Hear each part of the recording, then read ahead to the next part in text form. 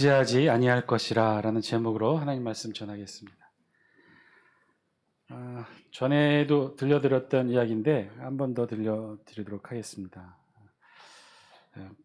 비행기를 탔는데요. 여기에 프랑스인, 미국인, 일본인, 한국인 여러 인종들이 비행기를 타고 가고 있었어요. 그런데 비행기에서 고장이 났습니다. 연기가 올라오며 추락하고 있었어요. 사람들이 다 절망하며 부르짖고 있었을 때 기장이 방송으로 이렇게 이야기합니다. 비행기 여러 가지 사정이 문제가 생겼는데 그런데 지금 무게를 줄이면 살 수 있습니다. 우리 승객 여러분 중에 3명만 뛰어내리면 나머지 모든 승객이 살 수 있습니다. 사람들이 모두 순간 망설였어요. 다 같이 죽을 것인가? 3명만 죽을 것인가?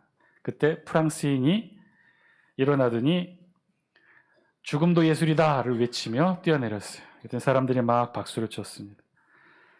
프랑스인이 뛰어내리자 이제 미국인이 벌떡 일어나서 세계 최강 미국 만세라며 외치며 비행기에서 뛰어내렸어요. 그랬더니 또 와 박수 쳤어요. 이제 한 명만 더 뛰어내리면 모든 비행기 승객이 살 수 있는 상황이었어요. 모두 다 눈치 보고 망설이고 있는데 순간 자랑스러운 한국인이 벌떡 일어나더니 대한독립 만세를 외치며 옆에 있던 일본인을 잽싸게 밀어버렸습니다.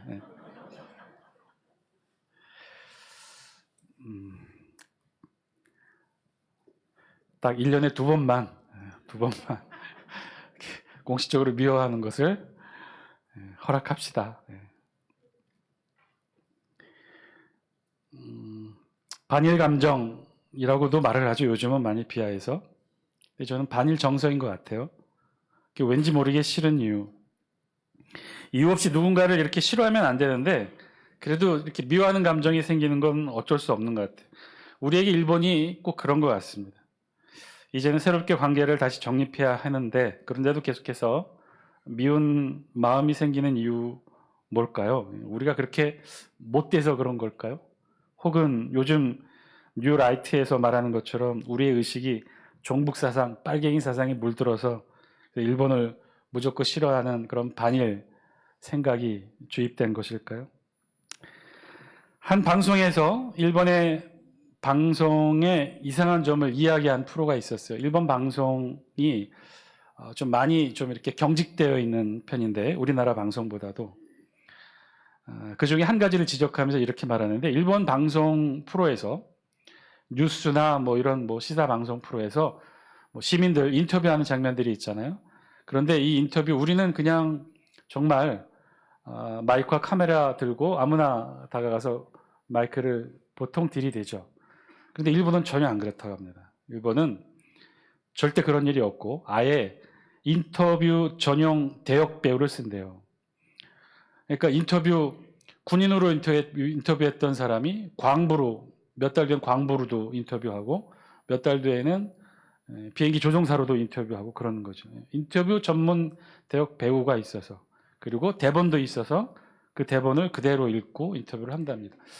사진 한번 보여주시면 실제 일본 방송사 그 맨 마지막 사진 보여주실래요? 방송사에서 인터뷰한 모습인데 저렇게 자막, 대본이 다 있어요. 그리고 대역 배우가 저걸 그대로 읽는 것으로 방송을 하죠. 그러면서 일본 방송사의 특별한 점을 지적하면서 한 가지 마지막으로 이야기했던 게 있는데 일본 방송사가 우리나라 이 3.1절에 즈음하여 우리 한국 여학생을 직접 인터뷰한 내용이 있었어요. 그 인터뷰하면서 우리 학생이 이렇게 물었다는 거죠. 일본을 어떻게 생각합니까? 그랬더니 뭐 대역 배우가 아니라 진짜 우리나라 한국 학생을 통해서 직접 인터뷰했는데 뭐라고 했냐면 싫어요. 왜냐하면 한국을 괴롭혔잖아요. 일본을 싫다고 저렇게 인터뷰를 했답니다. 그런데 실제 방송에는 어떻게 나가느냐? 다음 사진 보여줄래요? 일본 문화를 좋아해요. 그래서 외국인들이 많이 방문하잖아요. 이렇게 방송을 내보냈다는 거죠. 근데 왜 그렇게 방송사가 대역 배우도 쓰고 저렇게 인터뷰 내용도 사실은 조작이죠? 저렇게 하는 이유가 뭘까? 그런 질문을 했다고 합니다. 그랬더니 그 방송사에서 하는 말이 방송에서 방송사고가 일어나면 안 되기 때문에 정확한 취지와 목적에 맞는 기사를 작성하고 그 기사에 맞게 방송을 촬영한 것이라고. 그러니까는 우리가 알고 있는 방송 개념과는 좀 많이 다른 것이죠.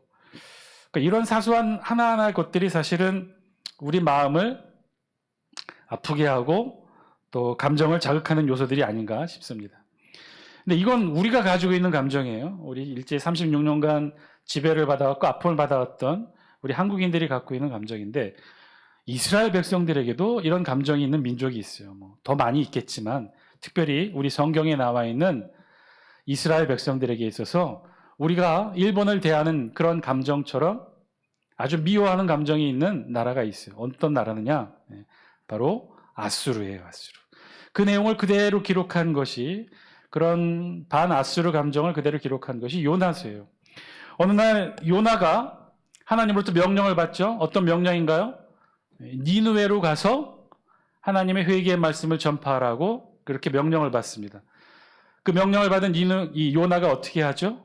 바로 다음날 일어나 요빠 항구로 갑니다. 그리고 배를 타요. 어디로 가는 배를 타죠? 니느웨로 가는 배를 타야 되는데 어디로 가는 배를 타요? 다시스로 가는 배를 타죠. 우리는 성경에서 문자로 그렇게만 읽어서 요나가 니느웨 가기 싫어서 다시스 가는 배를 탔겠거니 정도로 여기지만, 실제로 지도상으로 확인해 보면 맨 우측 하단에 예루살렘 수도, 유다의 수도 예루살렘이 있고요. 거기서 요나가 하나님 명령을 받았어요. 그리고 바로 제일 가까운 요빠 항구로 다음날 달려갑니다. 그리고 배를 탔어요. 그런데 하나님 명령에 따른 바로 위로 가는, 위에 니느웨가 있으니까 위로 가는 배를 타야 되는데 어디로 가는 배를 탄 거예요? 반대 방향도 아니라 어디로 가는 배를 탄 거예요? 다시스. 다시스는 어디 있어요? 스페인. 스페인은 당시에 땅끝이었어요. 한참 뒤에 신약 시대의 바울도 서바나라고 해서 당시에 땅끝이라고 알려진 곳이 바로 스페인이에요. 거기 아주 조그마한 다시스라는 항구. 지금은 그 항구 도시가 다 사라진 채 흔적도 남지 않은 그 다시스로 가는 배를 요나가 탄 거예요. 정반대 방향도 아니라 땅끝으로 가는 곳으로 도망가 버린 거예요. 왜 그랬을까요? 하나님이 하나님의 말씀을 전하라고 했던 것이 어디였기 때문에? 니느웨였기 때문에. 그 니느웨는 바로 이스라엘 백성들이 그렇게 싫어하고 미워하고 증오하는 아수르의 수도였기 때문에 그렇다는 거예요. 이스라엘 백성들에게 있어서 아수르는 그런 나라였어요. 아수르는요, 북이스라엘을 멸망시킨 나라이고요. 그리고 그 여세를 몰아 남한국까지 쳐들어갔던 나라가 바로 이 아수르예요. 오늘 우리가 함께 읽은 본문 시편 44편은요. 이 이스라엘 민족의 위기 때 이스라엘을 도왔던 하나님을 기억하며 다시 한번 하나님을 의지하겠다는 신앙 고백이 담겨 있는 그런 시편 내용입니다. 그러면 이 시편 44편이 실제 이스라엘 역사 가운데 일어난 어떤 일을 배경으로 하고 있느냐? 학자들의 연구에 의하면요, 시편 44편의 배경이 되고 있는 이스라엘의 시대 배경으로 히스기야 왕 시대를 들고 있어요. 히스기야 왕 시대, 정확하게 남유다가 겪었던 일이 어떤 일이냐? 이 아수르 제국의 침략 사건이 있었다는 거예요. 아수르 제국은 우리가 알고 있는 것처럼 북이스라엘을 멸망시켰어요. 북이스라엘을 침략합니다. 그리고 북이스라엘을 멸망시키고 그리고 그 여세를 몰아 남한국까지 사실은 쳐들어왔던 거예요. 학자들의 견해에 따르면 만약에 이때 히스기야 왕 시대에 아수르 제국의 침략을 막아내지 못했다면, 하나님의 도우심으로 막아내지 못했다면 남한국은요, 북이스라엘과 함께 아수르에 의해 멸망되었을 거예요.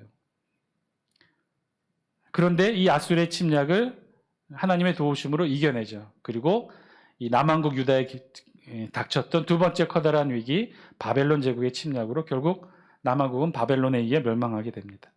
어쨌든 이 두 번의 커다란 침략, 아수르와 바벨론의 침략이 이스라엘 역사에 기억하고 있는 가장 큰 상처인데, 그 중에서도 남한국 유다가 기억한 이 아수르 제국의 침략의 사건은 정말이지 큰 상처로 이 남한국 유다 백성들에게 새겨져 있어요.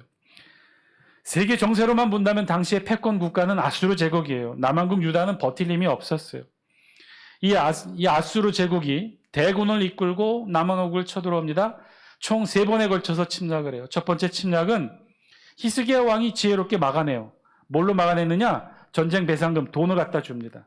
금과 은을, 왕궁에 있는 곡간을 털어서 모든 금과 은을 다 내어줘요. 그것도 모자라서 성전 문에 발라졌던 금까지 긁어서 왕궁 기둥에 발라져 있던 그 금까지 다 벗겨서 금과 은으로 이 아수르 제국이 갖다 바칩니다. 그래서 1차 침략은 간신히 피해 없이 막아요. 그런데 이후 2차와 3차에 걸쳐서 아수르 제국이 침략합니다. 이 침략은 막을 수가 없었어요.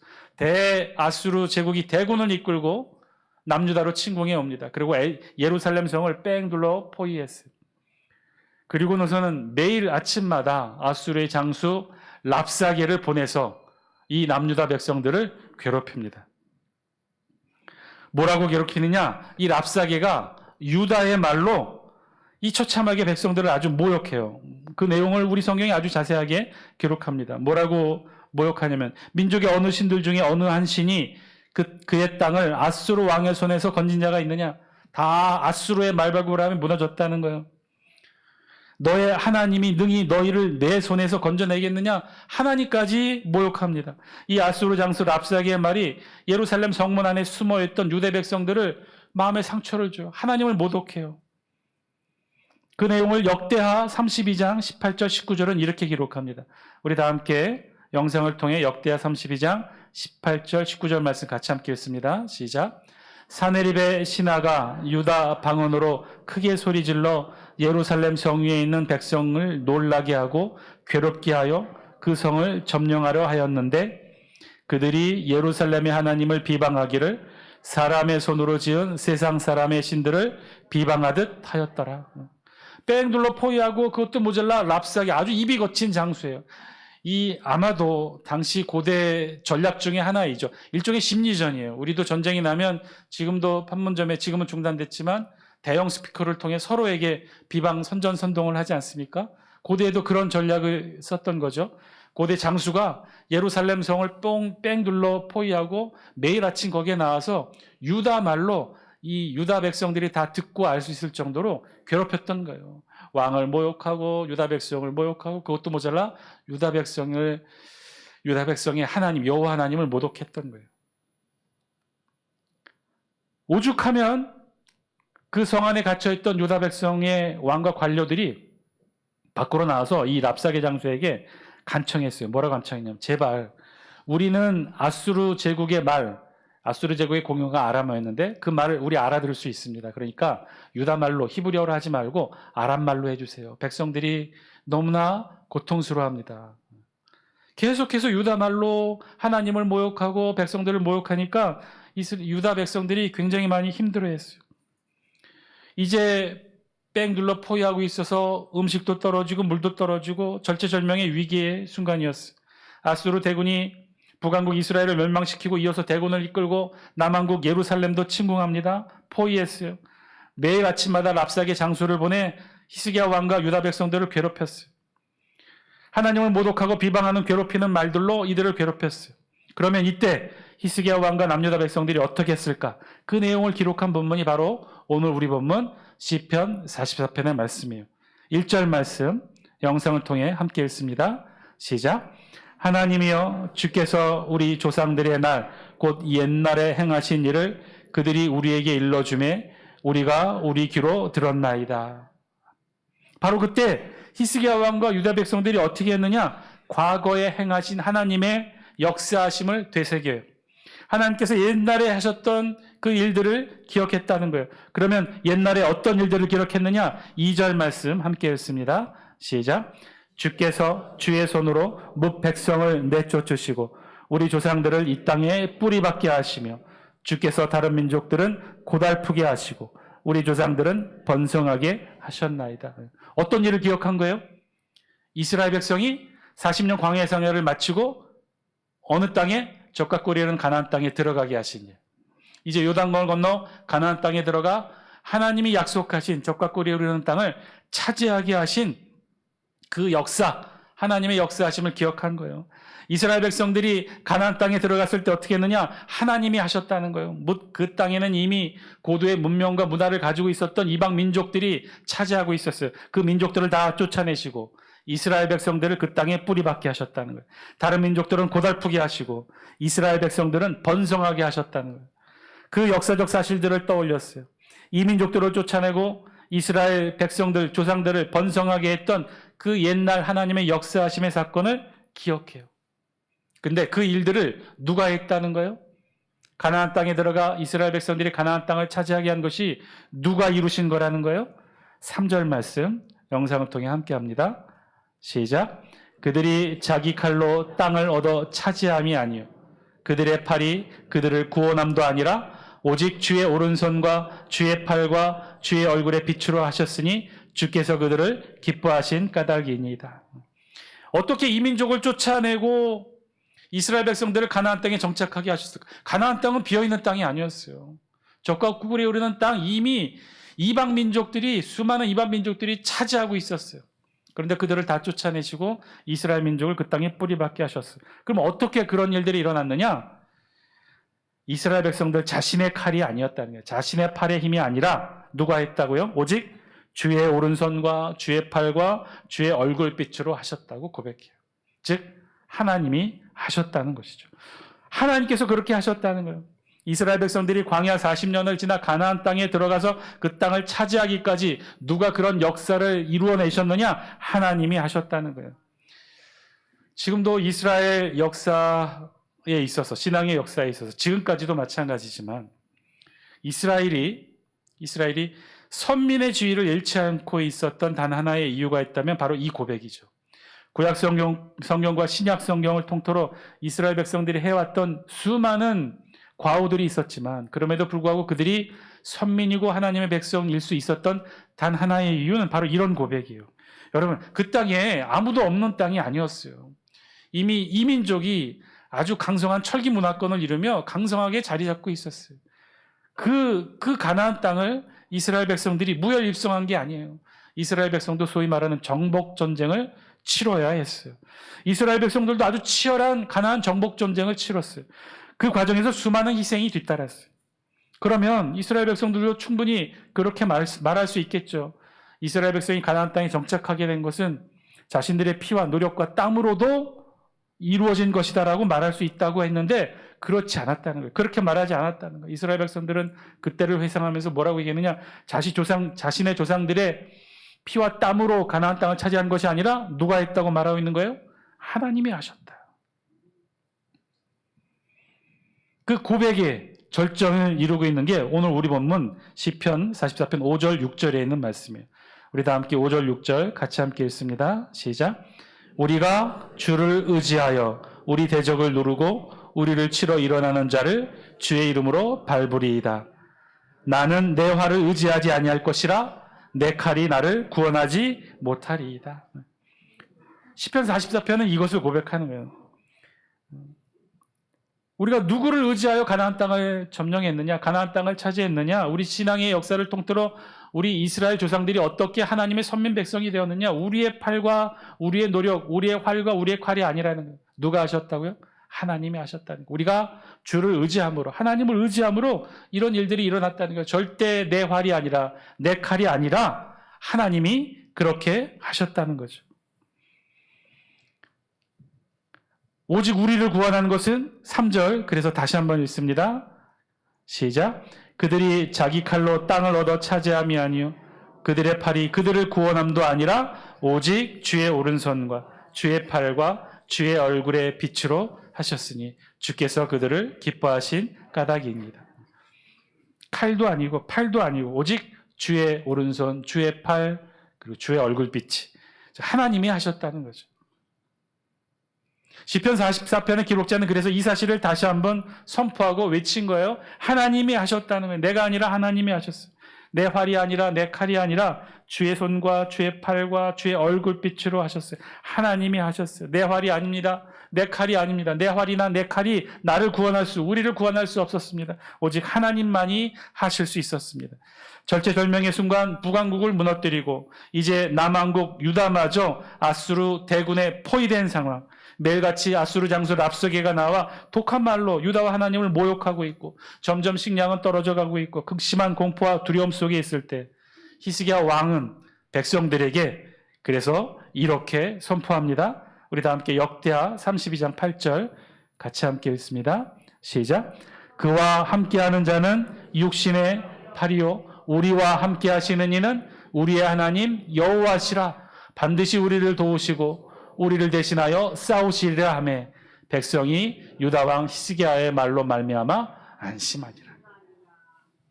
아주 오래전 이스라엘 역사, 가나안 땅을 점령하게 하셨던 하나님의 역사하심을 돌아보니 하나님이 다 하셨다는 거예요. 자신들의 칼과 활로 이루어낸 게 아니었다는 거예요. 하나님이 하셨어요. 그러니 오늘도 이 절체절명의 위기에서, 아수르 대군의 위기에서 우리를 구원해내실 분은 우리의 활과 칼이 아닌 하나님이시다.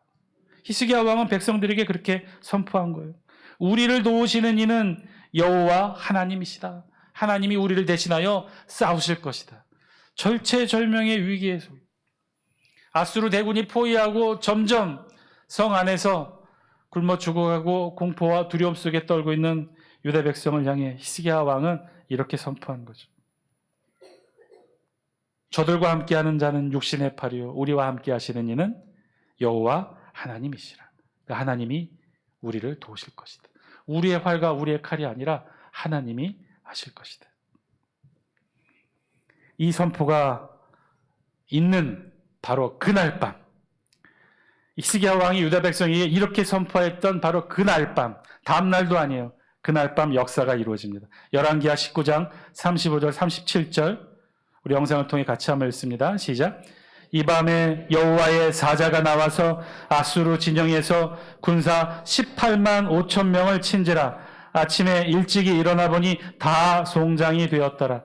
아수르 왕 사느립이 떠나 돌아가서 니느웨에 거주하더니 그가 그의 신 니스록의 신전에서 경배할 때에 아들 암멜렉과 사레셀이 그를 칼로 쳐 죽이고 아라랏 땅으로 그들이 도망하며 그 아들 에사랏돈이 대신하여 왕이 되니라. 아멘. 우리 성경은 3절에 아주 짧고 간략하게 이 사건의 전말이 어떻게 되는지를 기록해요. 어떻게 돼요? 히스기야 왕이 두려움과 공포 속에서 이 유다 백성에게 선포했던 저들을 돕는 건 육신의 팔이지만 우리를 돕는 건 여호와 하나님이시라 선포한 바로 그날 밤 어떤 일이 일어나요?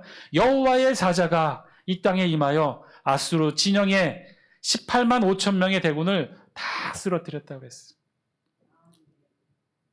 그리고 18만 5천 명의 대군이 사라지자 아수르 왕이, 이 아수르 왕 사나립이 서둘러 고국으로 도망갑니다.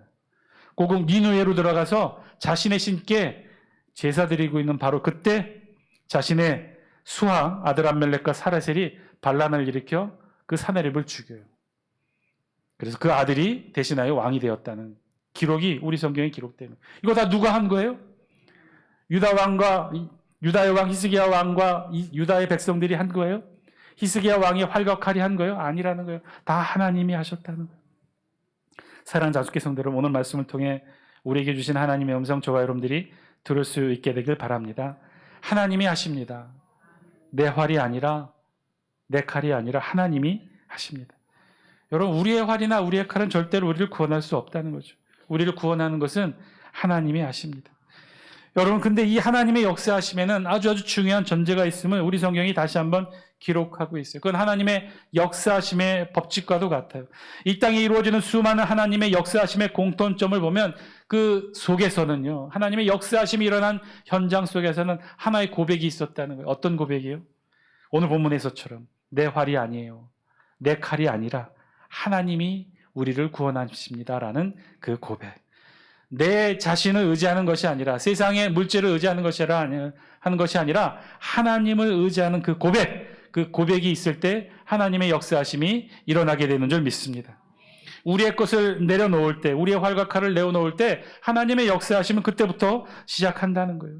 우리 성경의 수많은 증거의 고백은요, 바로 여기서부터 시작해요. 내 활이 아닙니다. 내 칼이 아닙니다.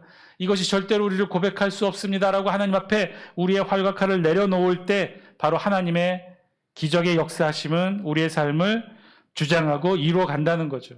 왜 그럴까요? 왜 하나님은 우리의 손에서 활과 칼을 내려놓도록 말씀하시는 걸까요? 우리의 활과 칼 좀 쥐고 있으면 안 돼요? 좀 그것도 쥐고 있고 그것도 한 몫을 하고 뒤에서 가장 큰 힘, 하나님의 힘이 밀어주면 우리의 작은 힘과 하나님의 큰 힘이 합쳐서 거대하고 위대한 역사 이뤄내면 더 좋은 것 아닌가요? 뭐 보기에도 좋고 모양도 좋고. 그런데 우리 성경은 절대로 그렇게 말씀하고 있지 않아요. 우리 성경이 증거하고 있는, 구약과 신약을 통틀어 증거하고 있는 하나님의 역사하심의 핵심 속에는 꼭 이 고백을 우리에게 요구하십니다. 내 활과 내 칼이 아닙니다라고 우리 손 안에 붙들고 있는 것들을 내려놓게 하신다는 거예요. 하나님의 역사하심은요, 이 내려놓는 것에서부터 시작하게 된다는 거예요. 어쩌면 우리의 신앙의 과정 전체는요, 이것을 훈련하는 과정인지도 모르겠어요. 끊임없이 우리의 것, 내 것이라고 생각하는 걸 하나하나 내려놓게 하는 훈련.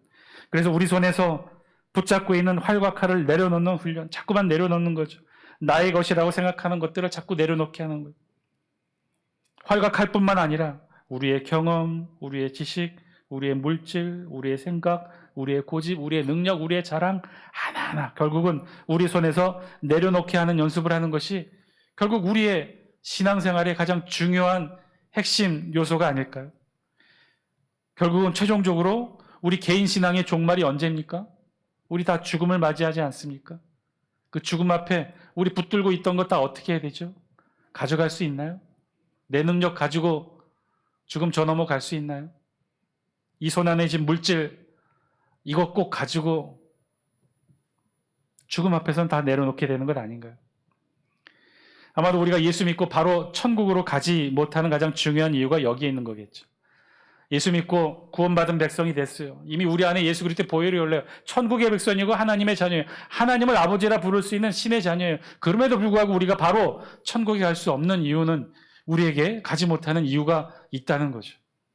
꼭 반드시 죽음의 관문을 거쳐 우리의 모든 것 다 내려놓게 하시는 하나님의 역사하심. 다 내려놓고 이제는 의지할 것 하나 없어서 그래서 우리도 하나님께 고백하는 거죠. 하나님 앞에 우리의 활과 칼을 다 내려놓습니다. 이제 우리가 의지할 것 여호와 하나님 한 분입니다. 하나님만 의지합니다. 하나님 역사하여 주옵소서. 사랑하는 장수교회 성도 여러분, 다 내려놓을 수 있게 되기를 바랍니다. 아깝다고요? 놓치기 싫다고요? 언젠가 죽음 앞에서 다 내려놓을 수밖에 없는 것들이에요. 어느 날 여우 한 마리가 길을 가다가 아주 탐스러운 포도가 주렁주렁 열려있는 포도원을 보게 되었어요. 마침 또 배고픈지라 그 포도가 너무나 먹고 싶었어요. 군침을 흘립니다. 그런데 이 포도원에 들어갈 수가 없어요. 너무나 울타리가 완강하게 쳐져 있어서 구멍을 찾지 못했어요. 여러 자리 구멍을 찾다가 간신히 아주 작은 구멍을 발견합니다. 그런데 그 구멍이 너무 작았어요. 머리를 아무리 집으려 넣어봐도 머리는 어떻게 통과가 되는데 이 몸이 통과가 안 되는 거예요. 그래서 궁리 끝에 여우는 방법을 찾습니다. 어떻게 했느냐? 사흘 동안 굶기로 해요. 몸을 날씬하게 만듭니다. 그리고 간신히 그 울타리 구멍을 통과했어요. 그 울타리에 들어갔어요. 그리고 눈앞에 펼쳐지는 맛있는 포도, 군침을 흘렸던 포도를 배불리 먹습니다. 사흘을 굶었으니 얼마나 맛나게 먹었겠어요. 실컷 먹었어요. 아주 실컷 먹고 포만감을 느낀 여우, 이제 나가야 되겠다라고 생각하고 울타리의 구멍으로 다시 머리를 디밀었어요. 그런데 나갈 수가 없었어요. 배가 이만큼 불러서 빠져나갈 수가 없었어요. 여우가 어떻게 했을까요?